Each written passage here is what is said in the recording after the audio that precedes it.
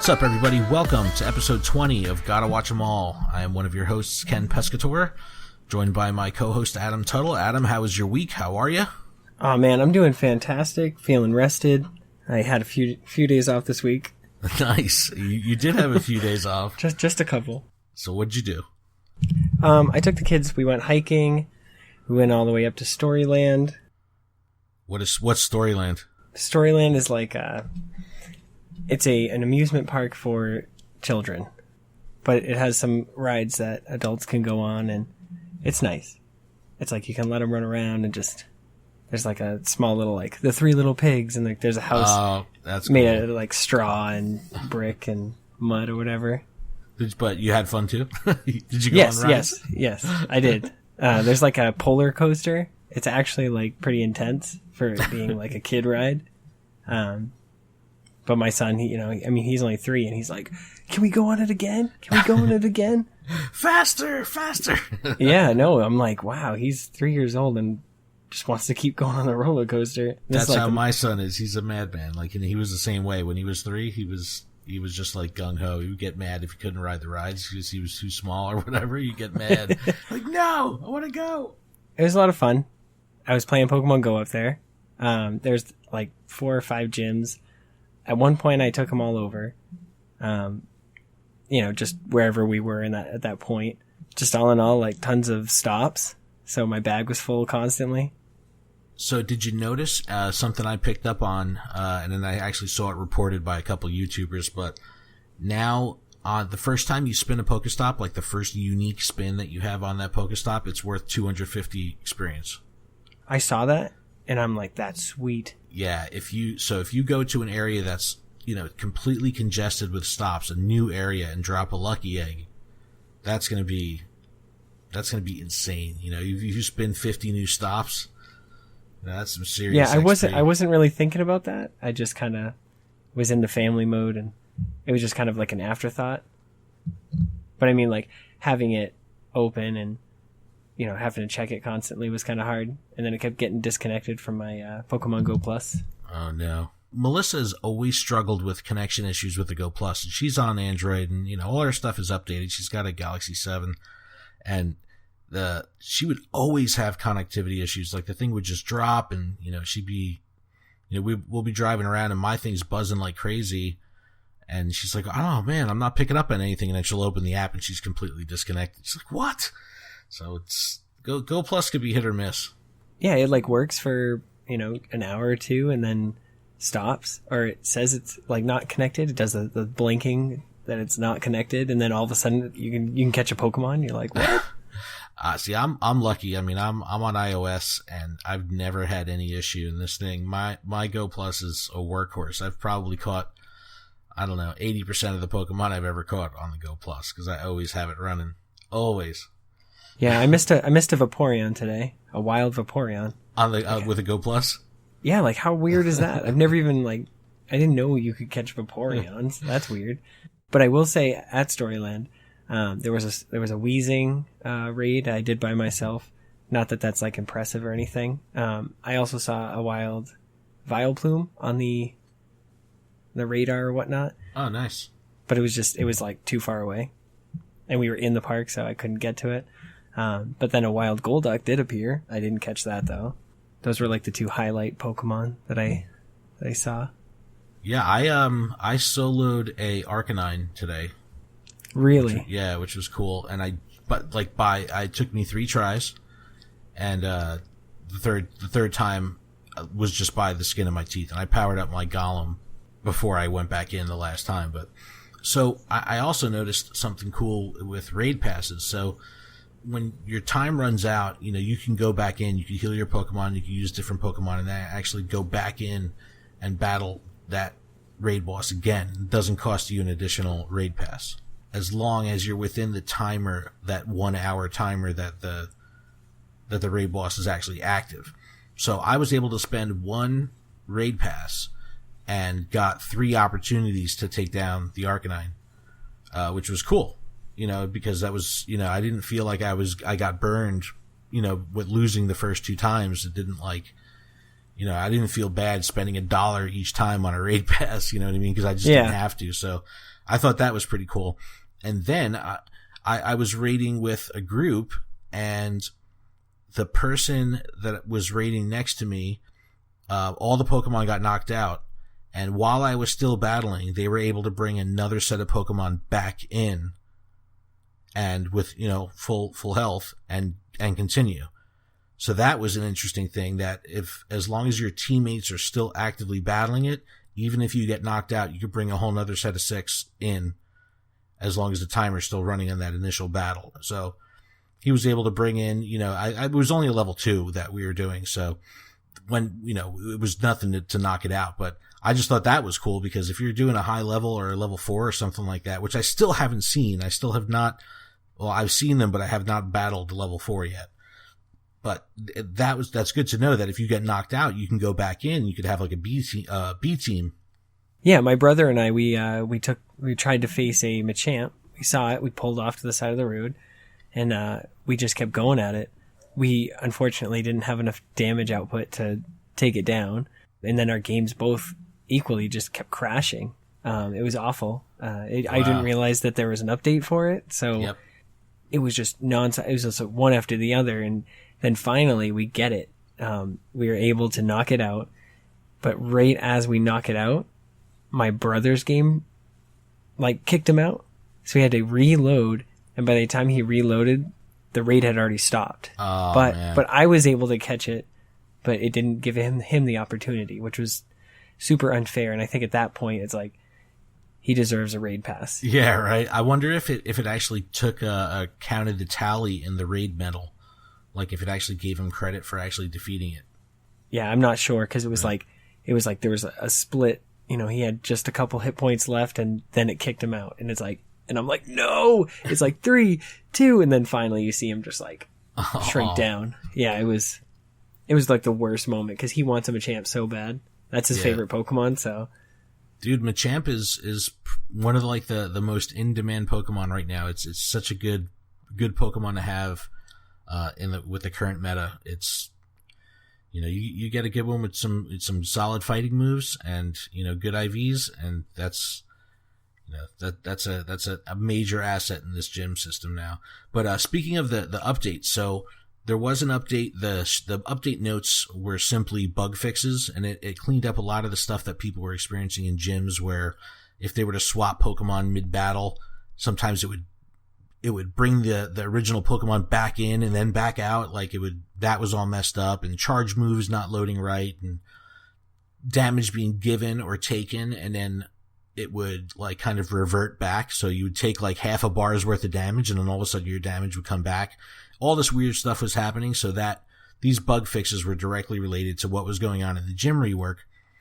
But what was interesting is they did, Silph Road did an APK mine of this small bug fix update, and they found a line of code that was identifying the 1 year anniversary. So something they slipped in here kind of leads you to believe that there's going to be some kind of event for the anniversary. The anniversary of the game is July 6th. So, we're recording this Sunday, July 2nd. So, 4 days from the recording date is the anniversary of the game. So it's going to be interesting to see if something actually happens where, maybe they do another, type event where they, do, I don't know, what haven't they done? They've done water, grass, fire, ice. I guess I would say normal, because they did the pink event. Yes, the pink event. I guess electric too, But maybe they'll do another type event. Maybe it'll be something with, people were speculating, and there's a lot of rumors going around that maybe they were going to release a shiny Pikachu. And this is because they updated the model. The actual 3D model in game was updated recently with the second last to last update. And right before they released shiny Magikarp and Gyarados, they also updated those models. So people are saying, hey, they updated Pikachu. Maybe they'll, maybe something will come out. I don't know. I'd be pretty excited that it wouldn't be like another party hat style Pikachu. Like if they actually did a shiny Pikachu, that would be awesome. But I still don't even have a shiny Magikarp. Neither do I. And I've caught a lot of Magikarp too. I have one area I can go to that I've been sleeping on. I just haven't been back. That is really heavy with Magikarp spawns. So I think I need to just go there and spend some time, because it burns me that I don't have one yet. what else? 20 days from the day of recording, GoFest Chicago is happening, and a lot of speculation about what's going on. Like, yeah, I can't wait to see the coverage of this event, but I think it's pretty clear that they're going to be opening up the restriction on regional Pokemon. I think they used Heracross in that second press image, so it's pretty clear that they're opening that door. I'm so psyched. I want to see what happens with legendaries. I think this is, I think they're gonna do it at GoFest. Like, that'll actually be when they release the legendaries. It has to be. Like, I don't know. What are your predictions? What do you think is going to happen? Didn't they say that they have special 2K eggs? They did say special 2K eggs. Maybe if they get one, like each person that goes gets one, and it's a random regional locked Pokemon. That could be something. That could be a way where they're not actually catching them in the wild, but they're just from the eggs. That's a good point, because they did make right, because like spoofers can't just get there. And exactly. That's what I was thinking, and then yeah, maybe there's like a one specific Pokestop that they just plug in for that location. See, but I don't know how they're gonna get around the spoofing thing. I don't know. Maybe they have to register the user. I don't know. I have no idea how they're going to do it, but it's going to be interesting, because I think a lot of new perspectives are going to be learned at this event. They're going to talk about, because if we're talking about non-regional stuff being released, or legendaries being released, or a new anti-spoofing or botting, measures that are going to, I don't know what could happen, but I'm excited, because either way, there's going to be a lot to talk about, and there's going to be a lot in the news, and a lot of things could potentially happen at GoFest. So I'm psyched. I'm super excited for this. Yeah. And, the three channels, the YouTube channels, I do Trainer Tips, Mystic 7, and Reversal.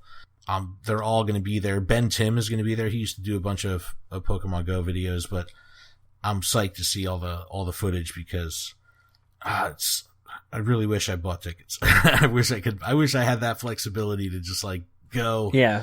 But that's why I'm dying for New York City. How far are you from New York City? How long would it take you to drive there?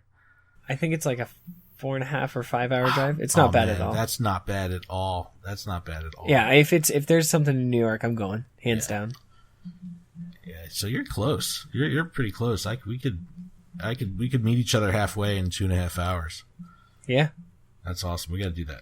Well, there's got to be a Pokemon Fest. I can't imagine them. GoFest obviously is a success when it comes to the ticketing. I'm sure the event will be pretty well administered, so I can't see them not doing these things, across the states and, internationally. They said they were going to do it. Oh, and there's, they're also kind of making more hints towards, what else people that aren't going to GoFest can expect during that week.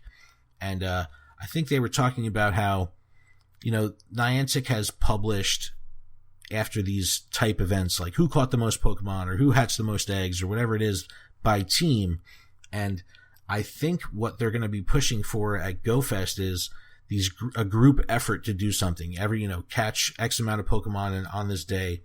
And I think that is going to be like a global style event where everyone can contribute, kind of like how in the main series games they do these global link tournaments where, everyone's individual performance, adds into the whole.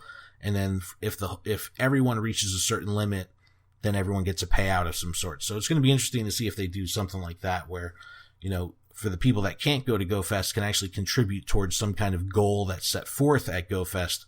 So they kind of have that vicarious, involvement in the event. I hope they do something like that. I'm just hoping that they release some sort of everybody keeps talking about it, but I mean, it would be nice if the legendaries came out during that weekend or whatnot. It's got to be. I'm thinking that at least for the people at GoFest. I don't know. It's gonna be madness, because if these 15,000 people or whatever, because I when I first heard of the permit that they got, it was like, all right, they got a permit for 12,000 people. So I learned more about that, and apparently the permit was for 12,001 plus. So there's, it doesn't mean that there's only going to be 12,000, and the park itself, the venue can hold 20,000.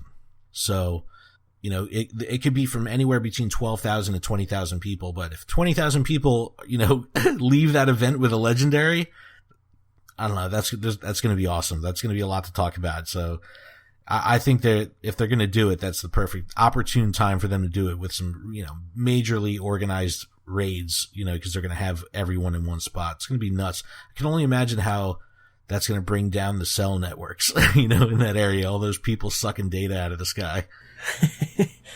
Yeah, man, Pokemon Go is still going strong. I'm so engaged. Like Melissa took Josh to the aquarium today, and she gets home at like 6:00. She's like, "Oh man," she's like, "I gotta get out. I didn't get my Pokestop, and I didn't. I want to go find a raid before they turn off." She's like, "I gotta go." It's like that fervor, that addiction thing is just back. It's so cool. Like, I love just looking around for raids and then, tracking them down. It's so much fun. It's gotten so much better. Yeah, it was awesome today, driving home.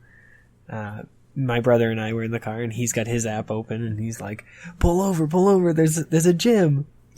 And I'm like, okay, what color is it? He's like, it's Instinct. It's ours. Let's go. And he kept doing that, but it's like every gym had 6 Pokemon. On the way back, there was one full of insects. Oh, nice. And so I've seen a couple themed gyms lately. That's pretty cool. Yeah, so I was like, all right, let's leave bugs. And he's like, oh, I'll put an Ariados. And I was like, I'll put a scissor. Nice. So, speaking of gyms, let's talk about the coin system really quick before we get off Pokemon Go. So, this has kind of like been a item of contention in the community where some people are really enjoying this new coin delivery system, and some people hate it. Where do you stand on this, and how do you feel about the whole coin system? I don't like it, Niantic, if you're listening. I feel like, yes, 50 points cap for essentially like one Pokemon to gain like a certain amount, but then once that Pokemon comes back, to give me incentive to like keep going out and leaving more Pokemon, like, because the raids, you can only do so many in a day. Hence the one pass that you get for free. Right. But if you were able to get like 5 coins back, if that Pokemon was at least there for an hour, so you're still acquiring coins. I don't know. That's just what I think. Yeah. I mean, see, now it's for me, I have a completely different approach. So when they first started making the change even when they first moved the cap to 50, I was totally against it. I was like, this is terrible. It's taking away from the incentive. And now that I've played through, and I've got a week behind me of just putting Pokemon in gyms, I am such a fan of this because in my area, the gym turnover is so intense. You would maybe have 1 or 2 gyms in my area that would stay for a week tops. But other than that, everything turns over multiple times a day. So I would find myself, like, if I went out to do a gym run, which I would, was hard for me to get to do. So I would go out and do a gym run and I maybe put myself in 5 or 6 gyms. If I couldn't collect right then and there, I would even if I had to wait 6 hours, I would probably lose half or more of those gyms. So all my hard work, and I would probably only be collecting 30, sometimes 40 coins, sometimes less a day. And now with this new system, it's much easier and more accessible to put Pokemon in gyms, and consistently day in, day out, I'm earning 50 coins. So where before I would, have to work really hard to maybe get 30, 40, 50, now it's like, it seems very, very passive that I could just drop Pokemon in gyms all over the place, kind of on a whim, and I'm collecting 50 a day. Because the turnover is just so great in my area that I would have to work so hard to get those 50 coins before. And now it just seems much easier. And, every 2 days I could pick up a premium raid pass. I think that's a good trade-off, but it's so crazy. Like, everyone, there's so many different points of view about loving it or hating it. Yeah. Okay. When you put it that way, I'll definitely agree with you on that. Just like putting it that way. 'Cause I remember it's like, but it was nice some days getting, I'd have 8 or 9 and like, ooh, collect 90. Like, that was cool. Yeah, that only happened to me once. I only collected on 9 once. I never collected on 10. And the night I went out to do it, I told Melissa, I was like, I'm sorry, I'm leaving. It was like 10:30, 11 o'clock at night. I was like, this is the only time I know I can go get gyms. And I started taking over gyms, and it was like 5 gyms, 6 gyms, 7 gyms. I'm like, oh my God, I'm going to do this. I'm going to hit 10 gyms. And then right around the 8th gym, I slowly see the gyms that I had taken over slowly get picked off one by one. Someone was following me. Just going gym to gym. And I was like, I can't catch a break. I was like, it's impossible. And I was able to collect on 9. And that was even after backtracking a couple to get the gyms, like taking the gyms back really quick. Like I've never been able to collect on 10. So, but I don't know. And the incentive of keeping a Pokemon in the gym long to increase the time defended medal. Some people care about the medals, some people don't, so if you don't care about the medals and racking that number up, it's like, it is hard to have incentive to keep a Pokemon in the gym past that 9-hour mark where you just want it back so you can get paid. I mean, I wish I had my Flareon back because I can't face a Venusaur. Yeah. It's still at a gym right now. Yeah, I have one Pokemon that's been in the gym for 8 days now or something like that, so it's like, I want and it's like, it's my big Snorlax, and, I have another Snorlax I have as the buddy, and like, I have enough candy to power it up, like, I think twice, and I can't power it up because it's in the gym.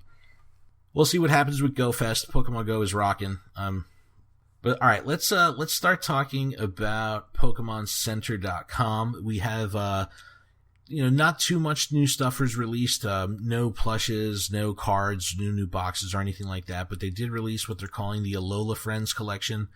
We've seen the Dragonite, we saw Charizard. Now this is just kind of this general Alola Friends, and it has a design of 2 Pikachu, a male and a female, kind of on a surfboard with palm tree, the Executor, and a rainbow, and it's like just super Hawaiian style.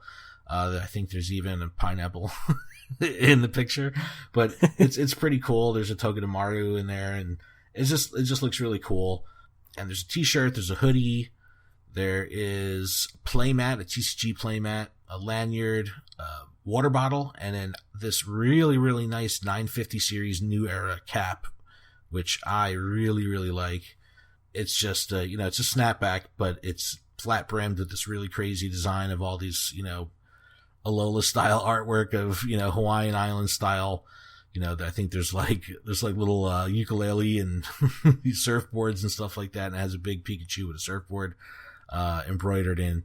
But I don't know. I just think they keep hitting it out of the park with these designs. I mean, I love the Dragonite one, and I really dig this hat. I think the hat is the winner for me in this collection. Yeah. I mean, personally I like the shirt, but I guess it's just the teal color. Yeah, the color is really cool. The color of the t-shirt is cool, and that kind of matches the color in the back of the hat. Other than that, that's really the only thing that's going on in Pokemon Center this week. Maybe because the Pokemon Championships have been going on. I think they wrapped up today, right? Yep.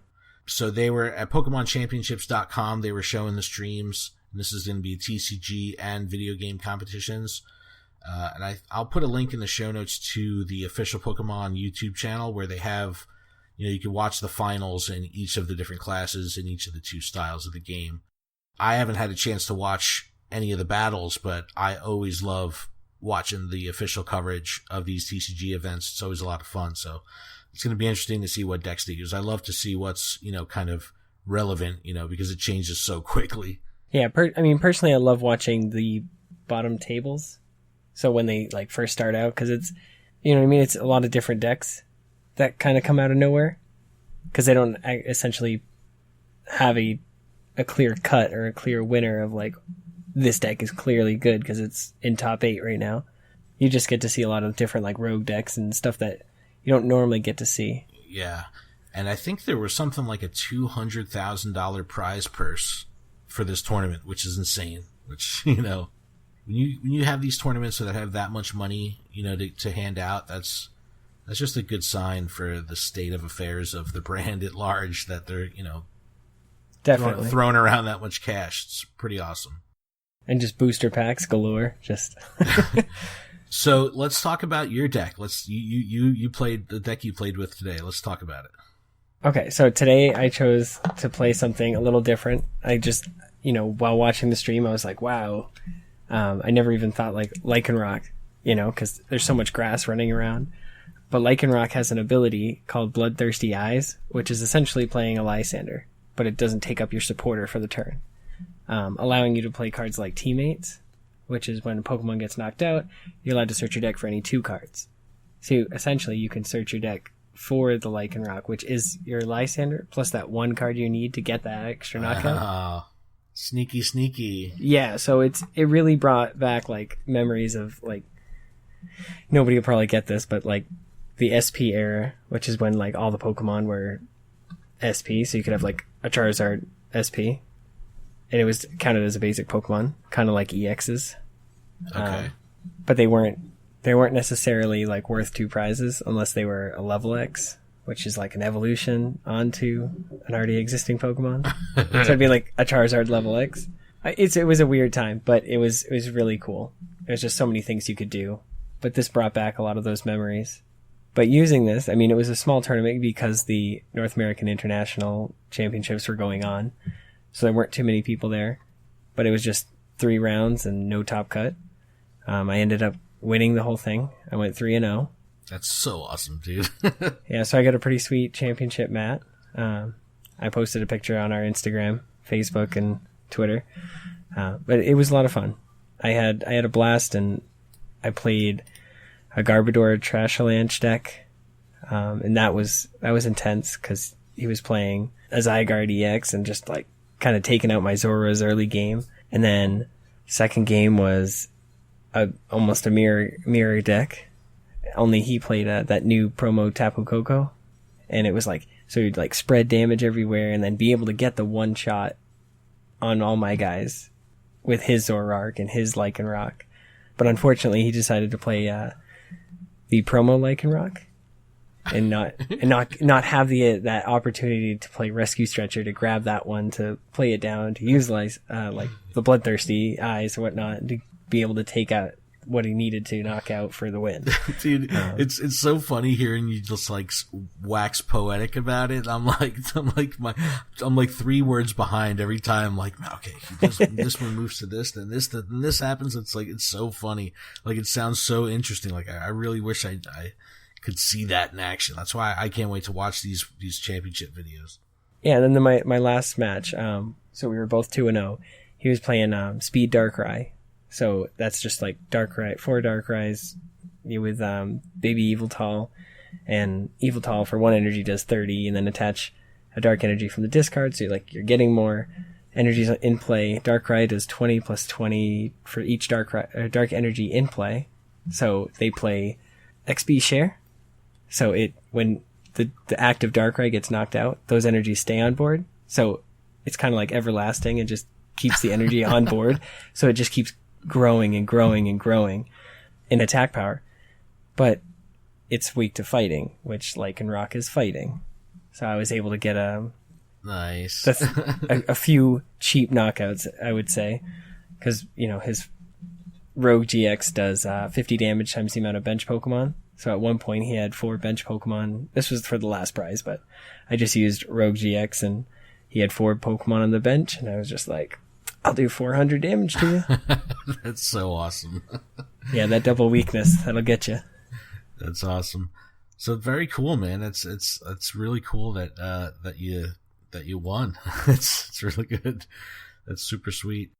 It's always an exciting time during these tournaments, and I know that the local store that I have played tournaments in, Jinx. I know that the one, the son of the owner is really talented, and he went out there. I'm not sure how he fared, but I got to check out their social media. But it's just so cool seeing like local people be able to get out there and play and perform. It's just a lot of. It's really cool to see how organized and how it's covered. It's exciting.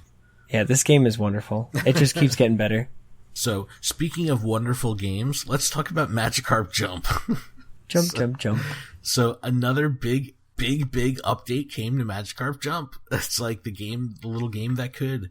I am still playing on a daily basis. I'm not playing as dedicated as I was when it first launched, but I'm definitely still playing every day and doing a couple, cycling through a Magikarp or 2. But are you still playing? You still enjoying it? I'm still playing. It's like it's taken up a little bit of time. But like in the morning, I'll kind of like get up and just kind of like feed him all the food.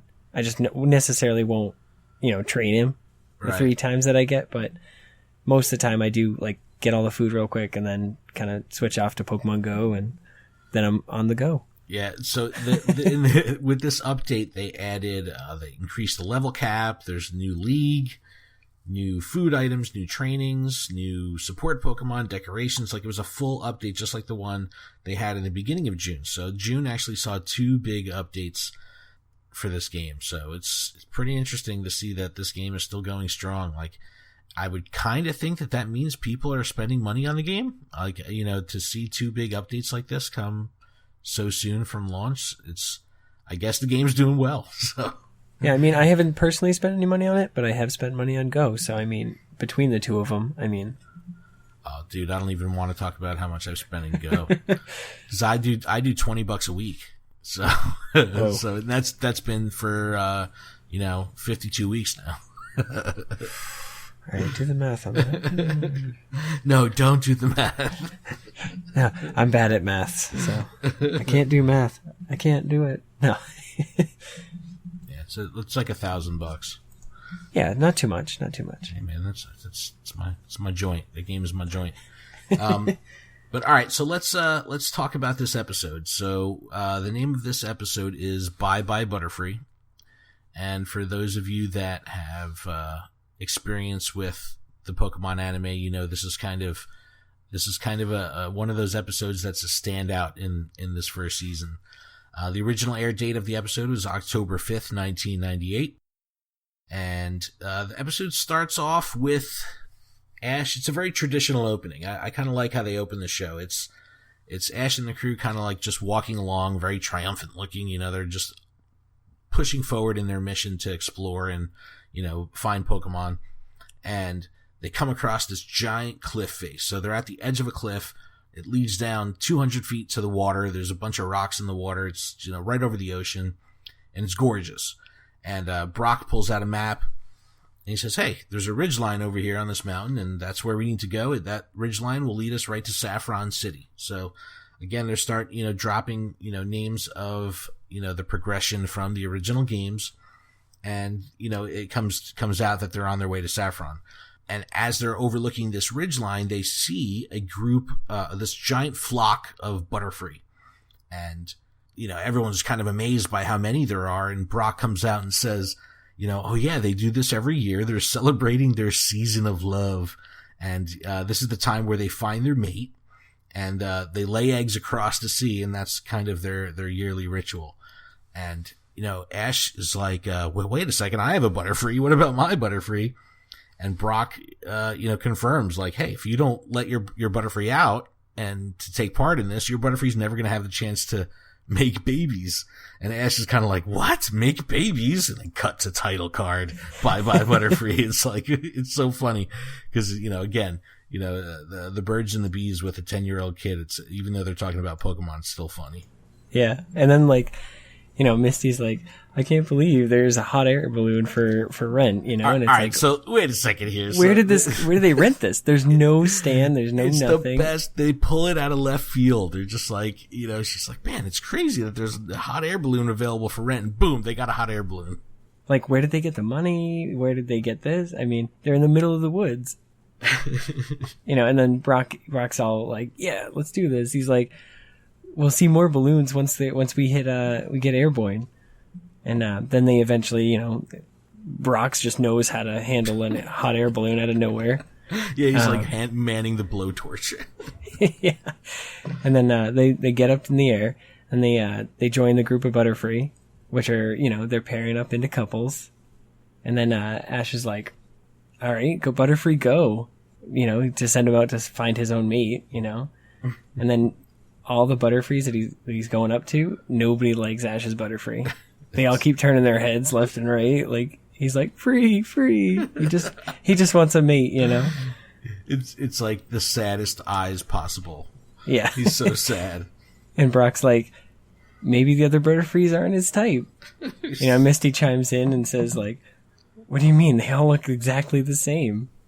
And then a ton more balloons pop up, and so like they're surrounded by more hot air balloons. And then all the Butterfree trainers, they've come to let their Butterfrees find a mate. So they're just like, go Butterfrees. And Yeah, the wild flock of Butterfree is now filled with, all these trainers that are throwing their Butterfree out. And of course, Brock has heat-seeking vision, but he sees this gorgeous trainer with purple hair throwing a Butterfree out, and this is one of those scenes. Obviously we know what Brock's all about, and how desperate he is, but this scene is so funny. They absolutely nail his personality perfectly with the way they animate it and just the way his voice, the timbre and tone of his voice changes. But he's poor Butterfree is sulking just because he just got shot down by a whole flock, couldn't find, a mate in a whole flock of Butterfree. And then Brock sees this gorgeous trainer and pretty much pleads and begs with Butterfree, oh my God, you got to go meet this trainer's Butterfree. Look, it's that one right there. And he's trying to explain to Butterfree that if he falls in love with that Butterfree, then maybe he'll be able to meet the trainer and they can fall in love.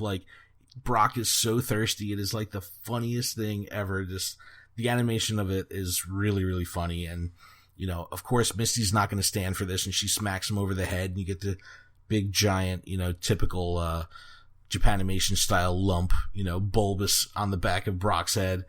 Butterfree is watching all of this, and Misty kind of consoles Butterfree and kind of brushes Butterfree off and says, look, just don't give up. Just go back out there, play the field. Something will happen. Maybe you'll find one. And immediately Butterfree's eyes kind of turn into hearts, and because it has spotted this pink Butterfree flying along. Now, this isn't a shiny Butterfree, but this is just a completely colored pink Butterfree. So it's a unique Butterfree, but not a shiny, but definitely different from the rest. And once Ash's Butterfree sees it, it starts doing this dance and kind of floating around it. And Brock says, "Oh yeah, this is the courtship dance." It's trying to impress the mate. Saying, "Hey, I want to be your Butterfree." This is what I'm trying to do. It's a very animalistic thing. And if the one that you're trying to impress goes for it, then they'll start dancing together. But what happens to poor Ash's Butterfree is this pink Butterfree kind of starts breaking away from the pack and leads the Butterfree out into the open. And, Butterfree's getting excited, hey, is this happening? And pink Butterfree smacks him across the face, and you get the 3 scratch marks across the Butterfree's poor face. And it's it's super harsh. And the best part ever, everyone is so shocked. Misty is upset, and then they cut to Brock, and he's shot down in his prime. It's the greatest thing. And, Butterfree is totally devastated and kind of just flies off on its own. And, everyone just is concerned and just trying to find Butterfree, and they find it hiding behind a tree. It's totally embarrassed and feeling terrible. And Ash shows up and he's "Butterfree, are you okay?" He's "Why are you feeling so sad?" And then Brock says, "It was shot down by someone it loved. It is a terrible feeling." He says he could write about a book about love and heartache. Yeah, and Misty is the best. And she comes in and she's it must be your autobiography. And then, Pikachu starts talking to Butterfree with, he's Pika Pika, choo, choo.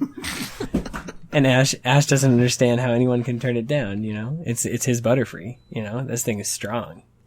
Everyone starts giving advice on how I can, win over the pink Butterfree, Misty's you gotta be assertive. Love is all about attacking your opponent first. It's a sure way to win.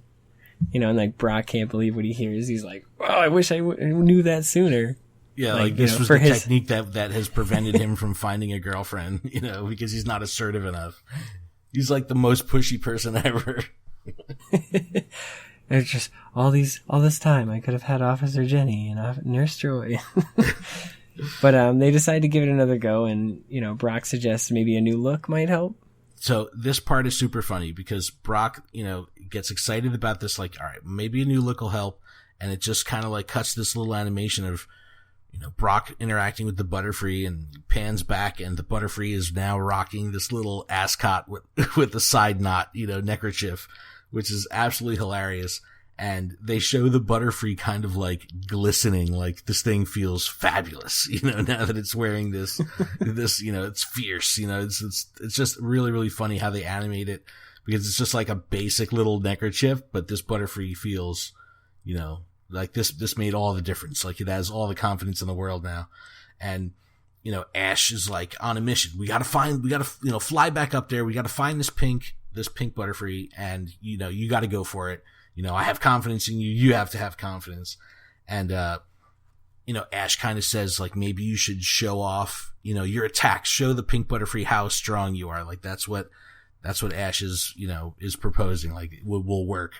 So, Butterfree finally finds the pink one and starts showing off its attacks. I think it does like a whirlwind attack or something like that, but it's putting the moves on, and, pink Butterfree is not impressed.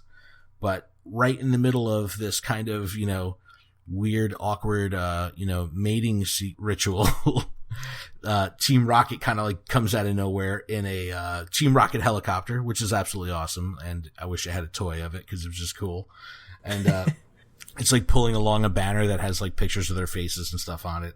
And, they have like a PA system, like walkie-talkie on the outside of the helicopter. So you hear them doing the motto through the loudspeaker, which is absolutely hilarious. And they go through the whole thing.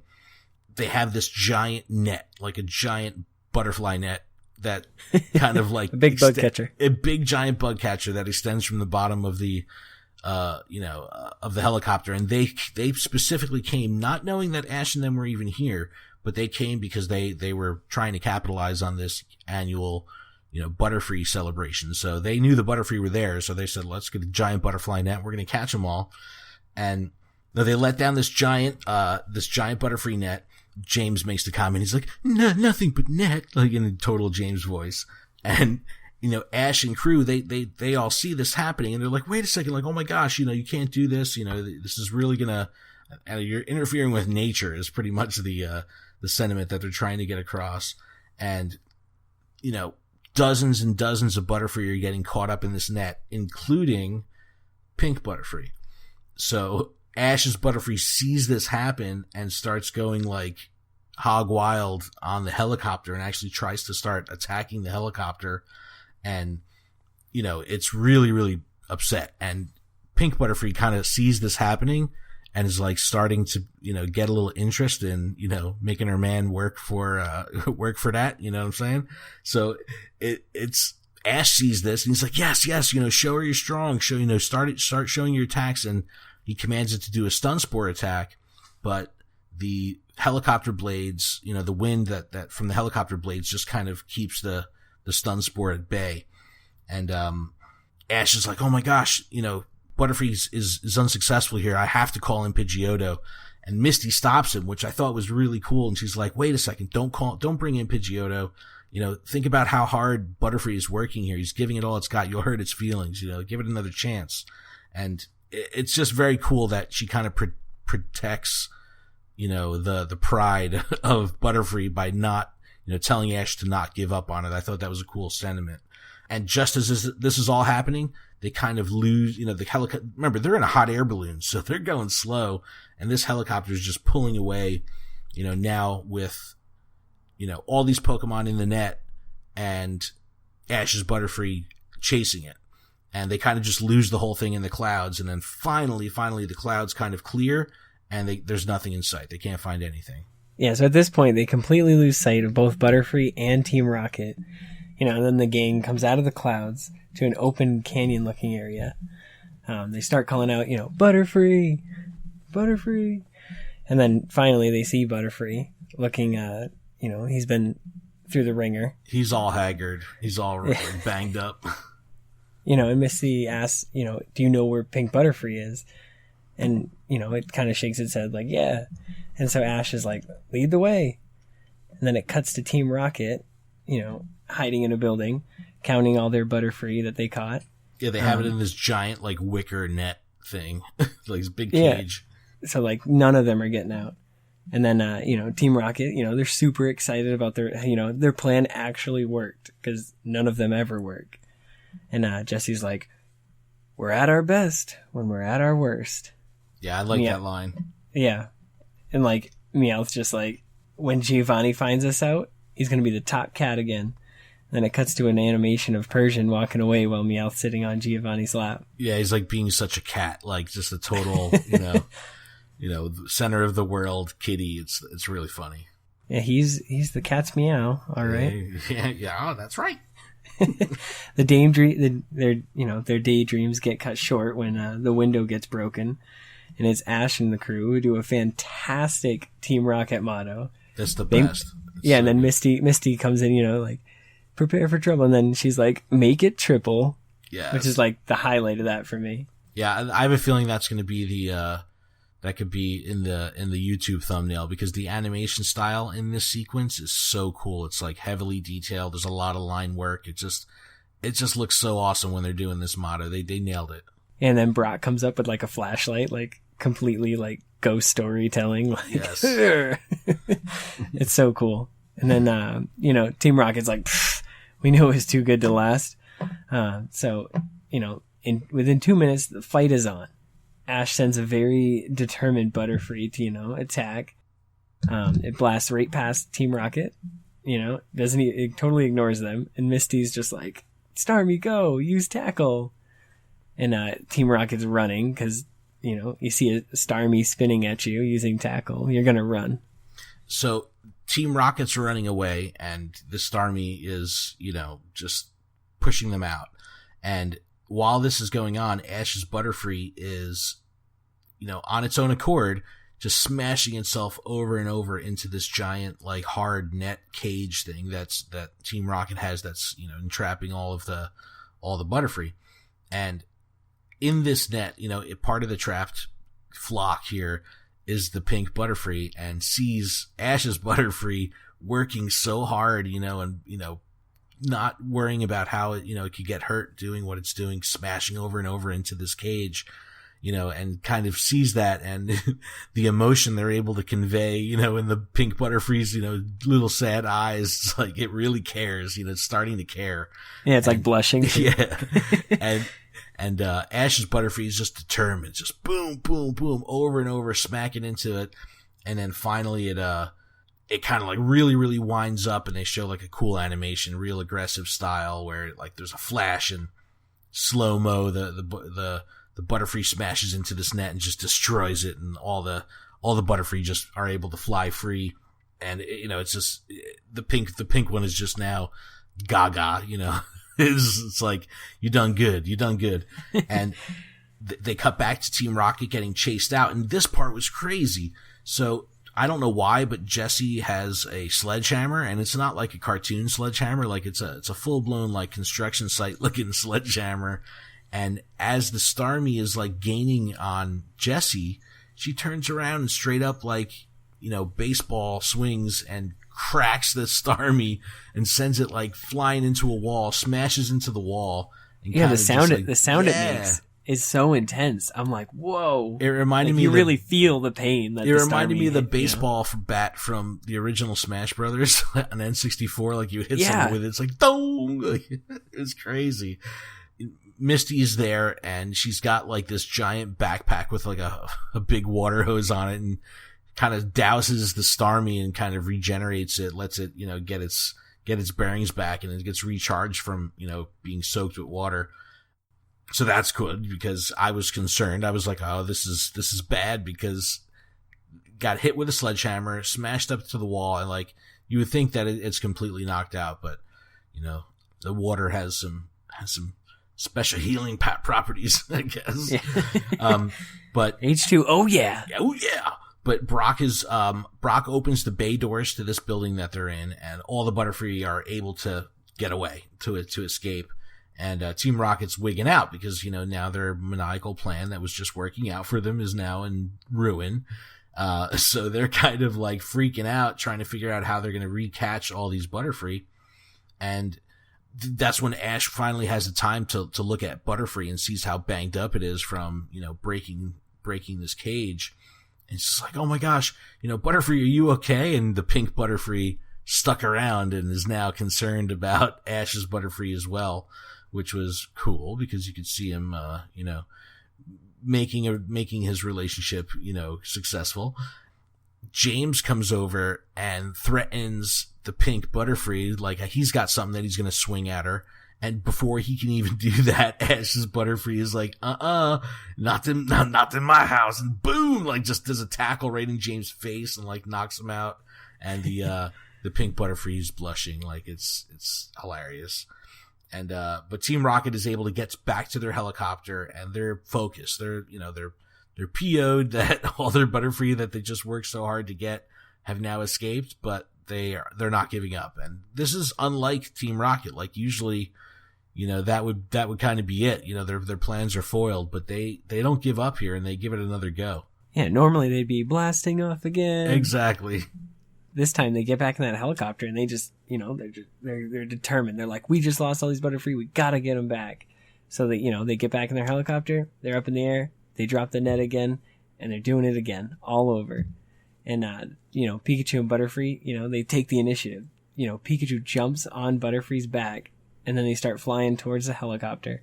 Pikachu hurls itself at the helicopter itself, sticking to the glass canopy. This is the best part. I love this.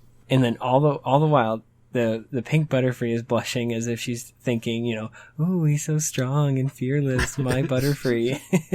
And then Pikachu's smiling, right there, just looking at Team Rocket dead in the eye. And Team Rocket knows they're about to be shocked.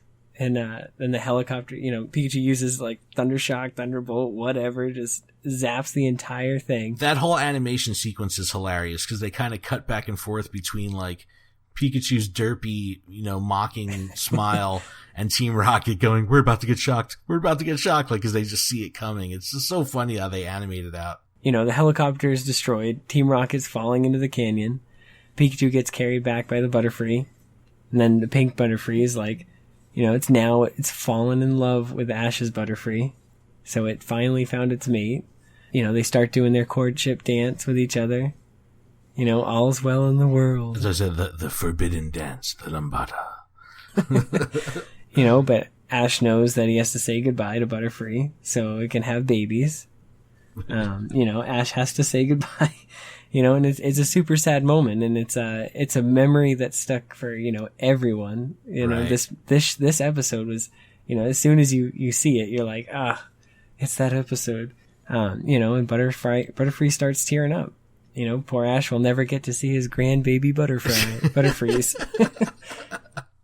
They even like cut in like some super dramatic montage music. Like they really play into how much emotion, is going on here. And when they started playing like the dramatic music, I was like, oh yeah, they're going full bore. They're going for it. Yeah. And it's like, it starts with him being so excited when he captured Caterpie, and then it shows like the Caterpie evolving itself and everybody being like, whoa, what's going on? And then, him holding Metapod, and then all of a sudden Metapod's evolving, and it just keeps showing all like the battles that Butterfree has like helped him through. Yeah. It's a really beautiful montage. And I liked it because the music, as it progresses from like this super, sappy dramatic music, it turns into the theme, like the actual opening theme from the show, but without the lyrics, like just like an instrumental version of it, which I thought was cool because I didn't remember that happening. And I was like, oh man, there's an actual instrumental track,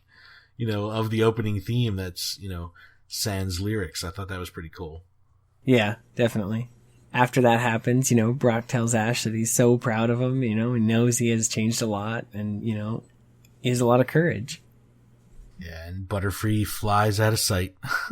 And then great words of wisdom from the narrator. He's like, good friendships last forever, even though friends don't always stay together. Yes. Which I thought was very, it touched my heart a little bit. Well, and it reminds you that the core lessons, why I love watching this show with my son, like the show is so focused on these core moral lessons and high value. It's just cool when it's so clear, you know what I mean? And like, yes. I definitely, I try to watch the episodes once with my son prior to the podcast. I didn't with this one. But I'm definitely going to watch this one with him because I know, he's a sap to begin with. So, he's definitely going to be like, oh man, he'll love the fact that Ash had the courage to let it go, and it's a sad moment, but it's for the best. Like, like I know he's going to love it. Yeah, he'll be like, I can't transfer any of these Butterfrees. Yes. It'll hurt too much. But, classic episode. I definitely liked this episode. I liked how it went from, kind of this general sense of adventure as they're exploring to, feeling like Team Rocket actually got, was successful and had some success in the episode. And, then their whole plan gets foiled and it's a great happy ending, but then it turns into a sad happy ending. And it's like, this is just one of those episodes that, like you said, anyone who's knows anything about the Pokemon anime, this one's going to stick out for sure because, this was a big episode, especially because, the previous episode on the St. Anne when he traded away the Butterfree and had to get it back, and that whole process of him, remembering how important this Butterfree is to him. So he went through all of that just to now, have to say goodbye again. So a lot of, it's some pretty heavy duty, character building, between the relationship between Ash and the Pokemon at large, but definitely Ash and Butterfree. So very cool. Very cool. Yeah, but on a serious note, it's like, so does he release this? And then it's now he can, like, another trainer can grab him? I don't know. Are they like retired now? Like, do they go to a place where they're never going to interact with another human? It is weird how they leave it, yeah. But maybe that's just the natural end. They're just going to fly and be free. Butterfree. Poor Butterfree. Definitely cool. All right, let's get to this. I've had this Evolutions booster. I've had this booster I've got a couple of these Evolutions boosters for a few weeks now, and they're just kind of haunting me sitting here unopened. So, well, I want to put an end to that. I got a whole bunch of Sun and Moon base set, and then I just won a whole bunch of Guardians Rising, so I'm going to open one of my Guardians Rising packs today. Nice. All right, so I'm going to go first with this Evolutions. And as far as on-show pack openings go, we are due for something shiny. So let's see how we make out. All right, so it's so cool looking at these Evolutions cards. Instant throwback. All right, so Trainer Potion, Trainer Venusaur Spirit Link, Machoke, Diglett, Caterpie. Oh, that worked out. Poliwag, Pikachu, Ponyta, a reverse Machoke, and my rare is a Doug Trio. No. Okay. Oh, man. All right, let's see what I get.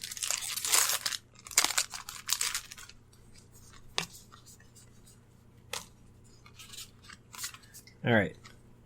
I've got a Fletchling, an Alolan Vulpix, a Gothita, a Chansey, a Petalil, Lampent, a Clefable, a Marini, a reverse hollow Brooklet Hill, and a hollow Mimikyu. Okay. All right. So I guess that's something. That's a thing. Yeah. Filch and Copycat. No, that's not bad. I don't think I've seen the art on that yet, so I'm looking forward to seeing that. Yeah, it's definitely one that I don't have, so that's cool. See, so that's not bad. I'll take a hollow any day. Yeah. Awesome. So that's the show, man. Let me just cover the usual housekeeping stuff, and we'll get out of here. You can find all our information and contact us through any of our social media channels through our website, gottawatchemall.com. You can email us at gottawatchemallpodcast@gmail.com. And, definitely, the one thing you guys can do to help us out that we really, encourage you to do is to leave us a review on any of our episodes in iTunes. That's going to be the one thing that can help increase our visibility when people are searching for Pokemon podcasts, make our podcast name a little bit more relevant. So we would appreciate it if you could take the time to do that. We are part of the Toys for Games network. Definitely check out toysforgames.com to see what they have going on over there. And a special shout out to Seth Hay, who designed our original website and designed our logos. And I want to give a shout to Grimecraft for providing our intro music and Chipocrit for providing the outro music. And you can find me personally on Twitter at ProudGamerTweet. all that stuff will be in the show notes. Adam, where can they find you? You can find me at PhoenixBack4Fire On Twitter, Instagram, whatever. It's all there. Cool. Yeah, we'll link that in the show over. notes. But that's pretty much it. By the time the next episode is out, the Pokemon Go anniversary 1 year will come and go. So hopefully we have some big news to talk about or something going on. I'm very, very excited to see what happens in this week. And, yeah, I'm just so engaged. I just can't wait for something to happen. I can't wait.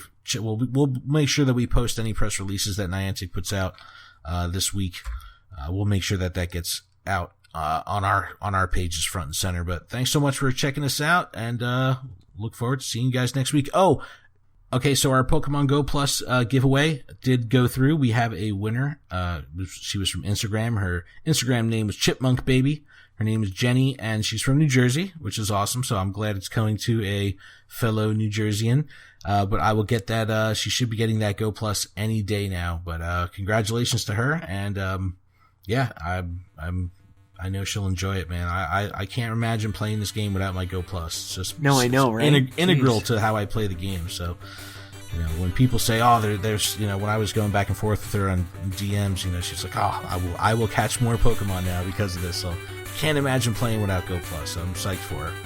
Yeah, I keep trying to convince my brother to get one, but yeah, it's gotta get one. Exactly. But that's a show, man. Anything else? We're all good, right? Yeah. Thank you, everyone, for listening. Yep, and we will see everyone next week. Peace.